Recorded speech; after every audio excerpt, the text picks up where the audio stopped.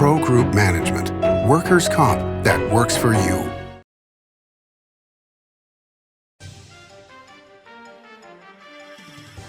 Welcome to Nevada Newsmakers. On the broadcast today, we're talking lithium with Bernard Rowe, Ioneer USA Corporation President, for the whole show on an all-new Nevada Newsmakers. Hello, is this D&D Roofing? Yes, it is. How may I help you? You did such a great job on my roof. May I speak to the owner? I am an owner. Oh, can I speak to your supervisor? Sure. How may I help you? I love your work. May I speak to the owner? I am an owner. We're all owners. Well, that's why at D&D we work so hard to keep your home safe and sound. Oh, no wonder. D&D Roofing and Sheet Metal. Local, employee-owned, here for you. Retail's impact on Nevada's economy? Enormous. 8,600 businesses, large and small, employing 145,000 workers.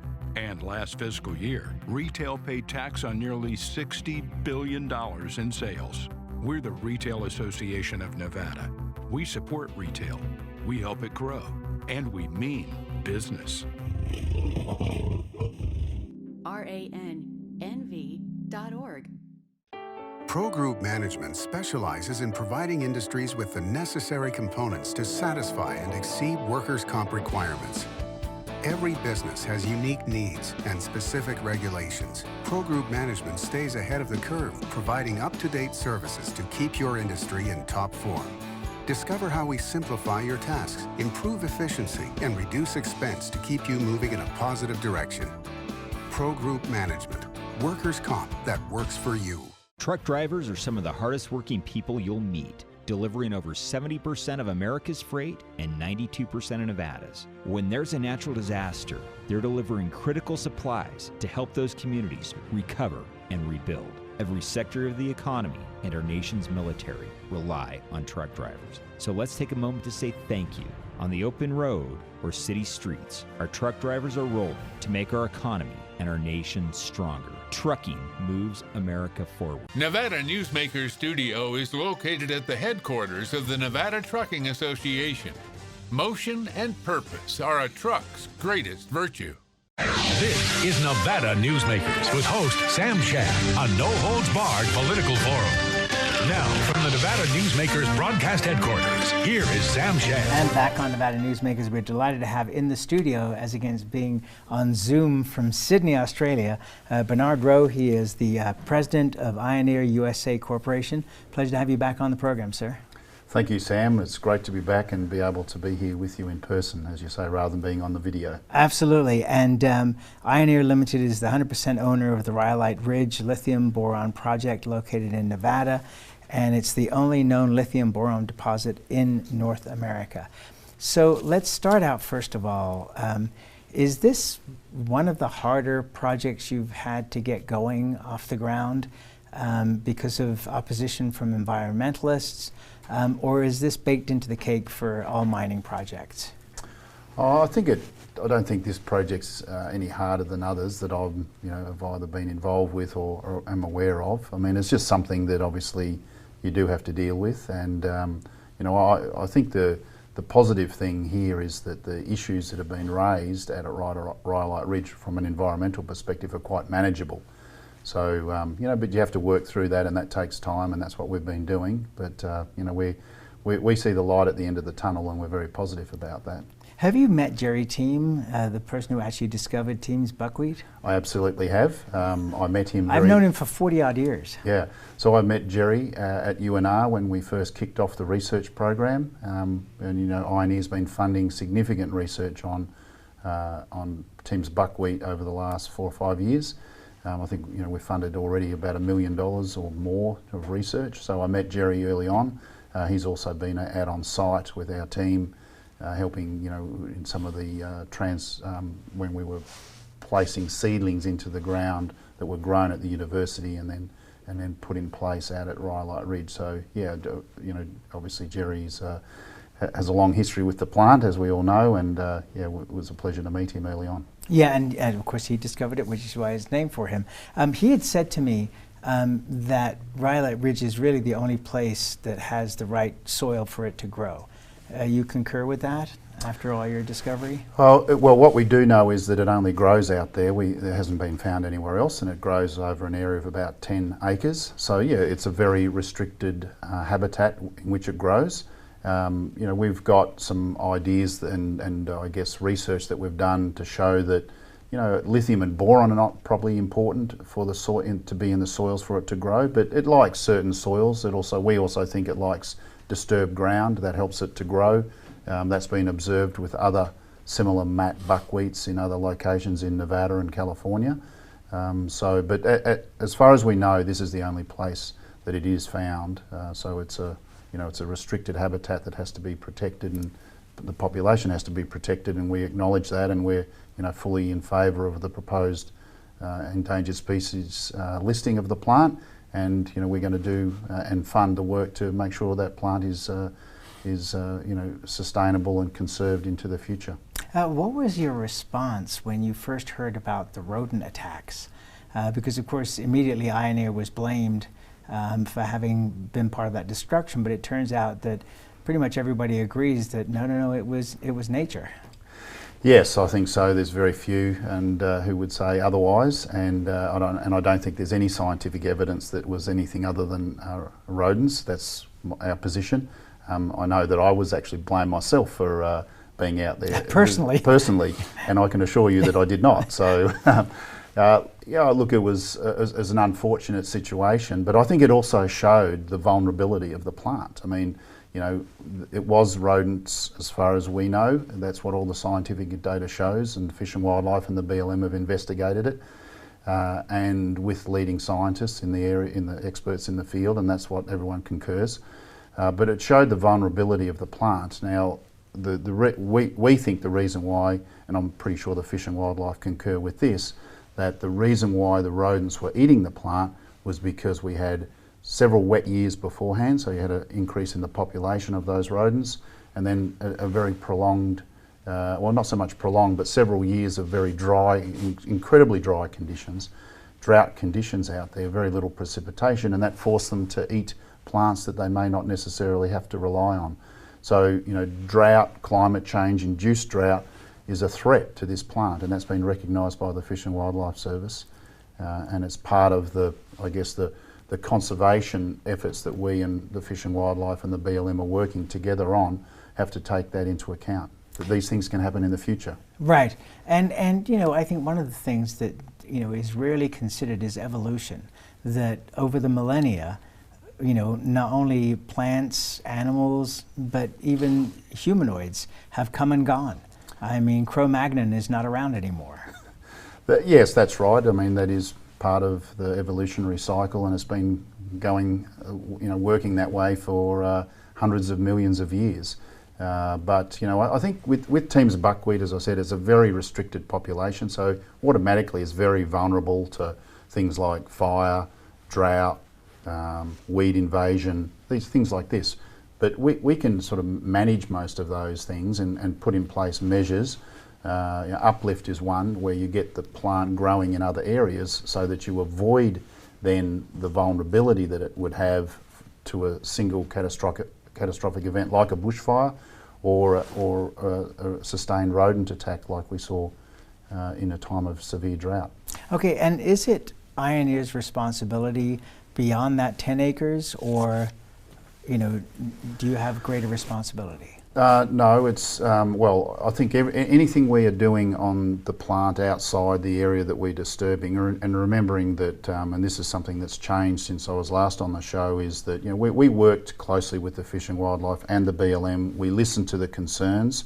We were trying to address the knowledge gaps through the research that we're doing collaboratively with them. And we recognised that whilst we were looking to move some of the plants, that was better not done. Better that we would make some modifications to our plans to stay away from any direct impact on the plant. So in that sense, the area that we're disturbing is the area that we're responsible for, and the indirect impacts that might have on the plant. So we deal with those through the mine plan of operation.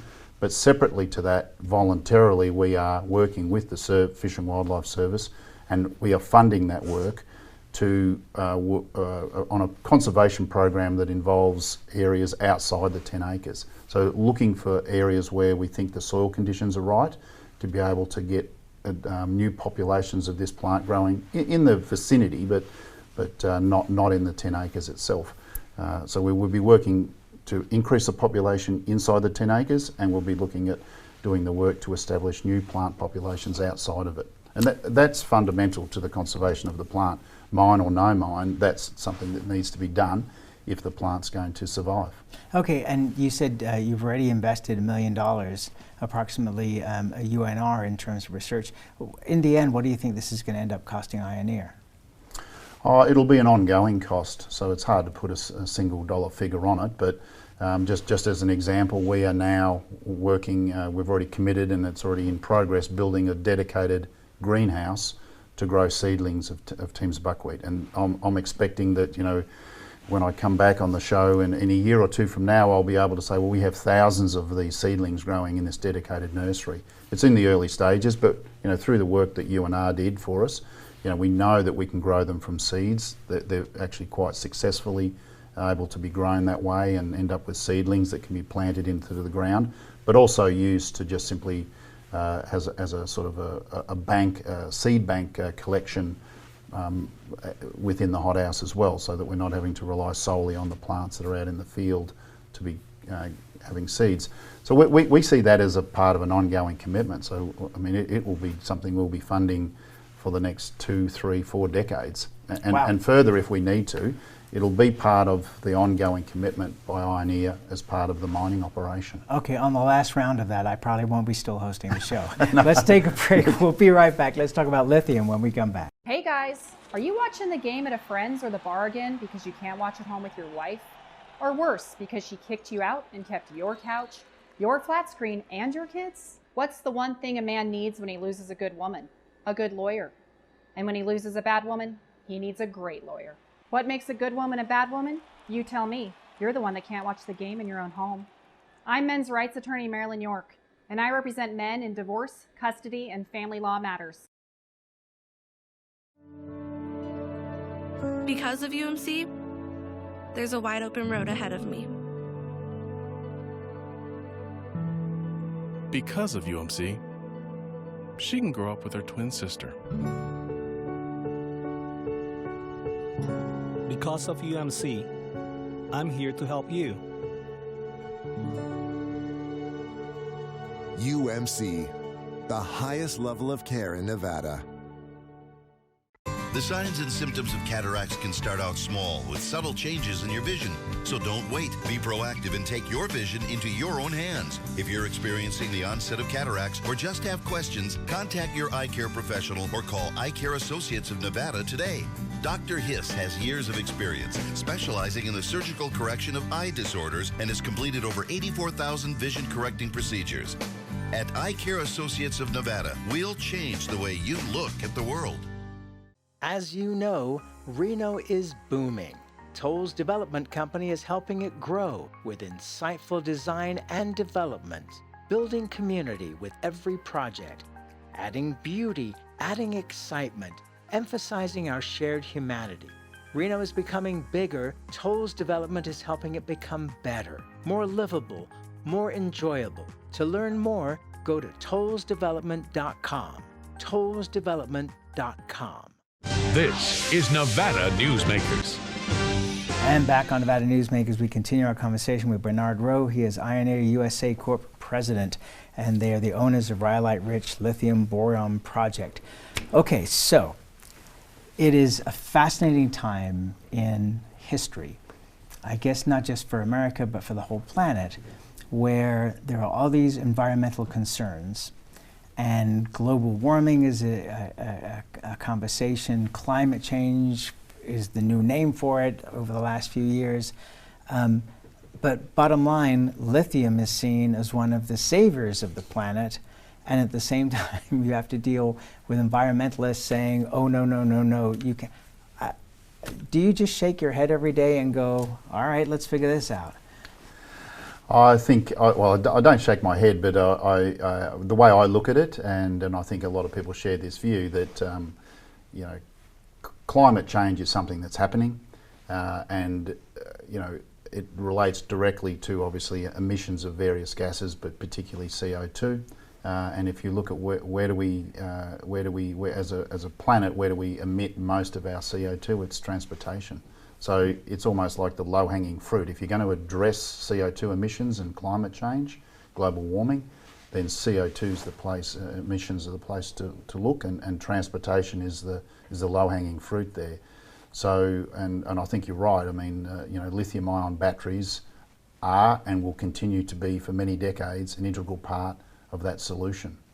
Have you seen an interest in the business because of what we've seen with supply chain crisis, chips from China and Taiwan being cut back, huge problems with the auto industry, that this has only strengthened the lithium industry in the United States? Yeah, absolutely. In fact, yesterday we announced that one of our partners in the project, they're an offtake partner, so they're one of the groups that we will sell lithium to, is EcoPro Innovation, and they're a Korean company, one of the largest cathode producers, and the cathode's just one part that goes into a lithium-ion battery. Yesterday we announced that they were increasing their volume from Rhyolite Ridge to 7,000 tonnes per annum, which is about 1/3 of the material that we will produce. What we're seeing with them and with other cathode and battery makers is a strong attraction, if you like, to US domestic produced raw materials. So to address that supply chain issue that you're referring to, you know, if you look at the situation as it is today, you know, roughly half of the world's lithium comes from Australia and the other half comes from Chile and Argentina. And there's no big auto industry in either of those two regions of the world. There's no big battery manufacturing in either of those regions of the world. So everything that's coming out of those regions is transported up into Asia, whether it's China, Japan or Korea are the main areas, but there are some others and some to Europe. But they're very long supply chains, and we're moving this material all around the world. And as you say, we've seen that, you know, those supply chains can be disrupted, they're vulnerable, and it doesn't make for a good situation into the future if you're going to become very reliant on those materials. So I think that has resulted in an increased interest in domestic supply. For the US car industry, it's obviously domestic supply within the US, but I think other parts of the world, Europe included, are looking at also where can they get this material from without having those very long supply chains. So we've definitely seen, particularly in the last, I would say, 6 months, a very heightened interest from potential off-takers, and we are very much focused on placing our material to off-take partners, whether they be a car company, a battery company or a cathode producer that are going to supply into the US market. Okay, so, you know, I don't know if people realize how limited lithium production is in the United States. I mean, it's basically at this point one working mine. How much of your product is already accounted for in terms of sales before you've even finished the project? So we've currently got 1/3 of the material of the lithium spoken for by EcoPro, and by the way, EcoPro, they supply these cathode materials to various car companies, but including some of the US manufacturers and European manufacturers. So it's not solely to the US, but it's partly will end up there. I think by the time we're ready to, you know, commence construction, then we're expecting probably around 80% of our material will be committed, and we're expecting that the majority of that will stay here in the US.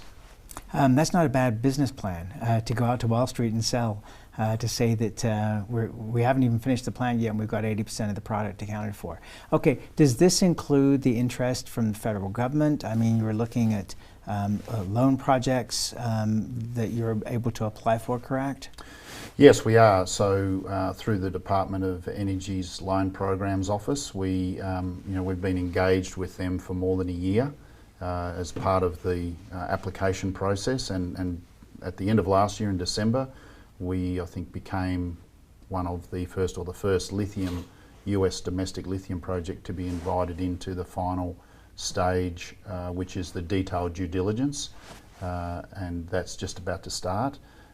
So it's not a prerequisite, but obviously from our point of view, Our board has set a direction that we want to supply our material into the US domestic supply chain. We want to embed ourselves into that supply chain and become an important source of that raw material into the future. Okay, so that funding would go towards building the project itself. Is it at a lower interest rate than you would get from the private markets? Oh, absolutely. Really? A lot lower. Really? Yes. Can you share with us what the difference would be? Yeah, so sure. So the Loans Program Office, which has about $17 billion within the area that our application is relevant to. So there's $17 billion set aside for loans. Those loans would be made at around the 10-year US Treasury rates. So I think currently that rate is around about 2% today. But in our case, that would be something that we would, if we're successful with that loan program debt funding, then obviously the terms would be set into the future, but that's what you're talking about, sort of 10-year US Treasury rates. Okay, so versus what would be if you were in the public markets? I mean, if you look at what's been done in the last 5 years in lithium, then a lot of the debt has actually not come from the traditional bank financing. It's come from more sort of structured products, and probably you're looking at 12 and 14% interest rates. Wow. For those. Okay, very high. So 2% versus 14%. Yes. Holy moly. Yeah, that's right. But I think that the environment is changing somewhat. So I said that that's non-traditional type project financing, which would be debt from a bank. So kind of junk bond rates, really? Well, the junk bond rates and other sort of bond type structured products, convertibles, etc. But what we're seeing now, I think in the last, say, 2 years, whilst we've been working with Goldman Sachs, is that the larger banks now are looking at lithium, lending to lithium projects more on a traditional bank financing situation. And those interest rates are probably more like in the sort of the 8 to 12% range, depending on your credit worthiness. Obviously, we have a big advantage now because, as you know, we have partnered with Sibanye-Stillwater, and they, as a partner, of course, and a producer and having a positive cash flow company and a much larger company than Ioneer, allow us to have access to lower cost project financing through banks. But certainly our priority, because even with those bank project financing, the DOE loan program is a much more attractive proposition for us. All right, let's take another break and we'll be right back. Dimitri Prine here for Design Outdoor. Are you a homeowner who's interested in remodeling or building a home? At Design Outdoor, we can show you how adding natural or manufactured masonry stone can add beauty and value to your home. And we refer only the best contractors. Our store and backyard are located at 11600 South Virginia, just north of DeMonte Ranch Parkway. Visit designoutdoor.com or call us at 851-9499. Hey guys, are you watching the game at a friend's or the bar again because you can't watch at home with your wife? Or worse, because she kicked you out and kept your couch, your flat screen, and your kids? What's the one thing a man needs when he loses a good woman? A good lawyer. And when he loses a bad woman, he needs a great lawyer. What makes a good woman a bad woman? You tell me. You're the one that can't watch the game in your own home. I'm men's rights attorney Marilyn York, and I represent men in divorce, custody, and family law matters. Hi, I'm Dave Newman. Remember me? I used to be the house detective, and now I'm a realtor, full-time at RE/MAX Realty Affiliates. A lot of people ask me, how's the market? You know what? It's fantastic. If you're even kicking around the idea of buying or selling, give me a call. Let's talk about it. Call me at RE/MAX Realty Affiliates and just ask for the guy who used to be the house detective, Dave Newman. Everyone is talking about opioids, but they're not the only drugs that can be harmful if taken in large quantities or not as prescribed. You also need to be aware of side effects from anxiety drugs, muscle relaxants, sleep aids, and stimulants. Mixing prescription drugs with other drugs or alcohol can be dangerous. If you take an Ambien with a glass of wine, it may be enough to stop you from breathing. Prescribed drugs can be just as dangerous as illegal drugs. Take medications only as directed. This is Nevada Newsmakers. And back on Nevada Newsmakers, we continue our conversation with Bernard Rowe. He is Ioneer USA Corp president. They have the Rhyolite Ridge lithium boron project down there near Silver Peak in southern Nevada, or central Nevada, I really should say. Last question, I guess, would be, we talked about this a little bit, I think, the last time you were on the program, but the Department of Defense has a huge interest in lithium at this point. Can you share anything more from what you're hearing from them? I think I don't have anything I would say that's particularly specific to our project to say about the Department of Defence, but clearly, you know, they, like many other large, I guess, transportation businesses, which they are looking at electrification. And well, it's an issue of national security. I mean, absolutely. You know, with only 2 places in the world basically that have lithium apart from the United States, we need this. Yeah, absolutely. You know, my understanding is that that the military will, defence and the military will electrify many of their vehicles, and autonomous and non-autonomous type vehicles, and they're going to be powered by lithium-ion batteries, and so a security of supply chain around those materials is going to be critical from a defence perspective, and so I think, you know, there is strong interest there in seeing domestic production brought online in the United States. So helping the military and Teams Buckwheat, I mean, from one end to the other. Always a pleasure to talk to you, my friend, and great to have you here in the studio. Thank you, Sam. Pleasure. And we'll be right back. 7 at 7 is available anytime, anywhere. I'm Riley Smith with your Vegas Golden Knights. Watch 7 minutes of nonstop news from the Las Vegas Review-Journal. Streaming on LVRJ.com and Twitter. Powered by the Las Vegas Review-Journal. Modern boutique Ahern Hotel and Events Center in Las Vegas. Host meetings and events on 2 floors. Stay in luxurious rooms and suites. Unlimited branding opportunities. Regional Italian cuisine by Chef Mark Segrisi. Flexible event spaces. Full buyout options. Visit ahernhotel.com today.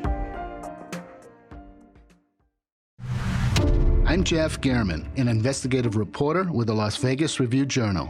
I'm your guide for Season 2 of Mobbed Up, The Fight for Las Vegas. You're in with every gangster and hoodlum in the United States. I don't go for that, Mr. Kennedy. I don't go for that kind of action. I was on television accused of fronting for the mob. Subscribe to Mobbed Up, The Fight for Las Vegas, Season 2, today on Apple Podcasts, Spotify, or wherever you get your podcasts. Before the masks, before the distancing, before the world changed, UMC was ready. Our response to COVID-19 began before the crisis did, with our own team of infectious disease experts who've spent their careers planning for this moment. With a pandemic response plan, we'd practiced again and again, and by blazing new trails in large-scale testing, including every patient we admit. Always ready. UMC. 7 at 7 is available anytime, anywhere. I'm Riley Smith with your Vegas Golden Knights. Watch 7 minutes of nonstop news from the Las Vegas Review-Journal. Streaming on LVRJ.com and YouTube. Powered by the Las Vegas Review-Journal. Don't forget, another way of watching Nevada Newsmakers is to subscribe to our YouTube channel, Nevada Newsmakers on YouTube. We'll see you on the next broadcast.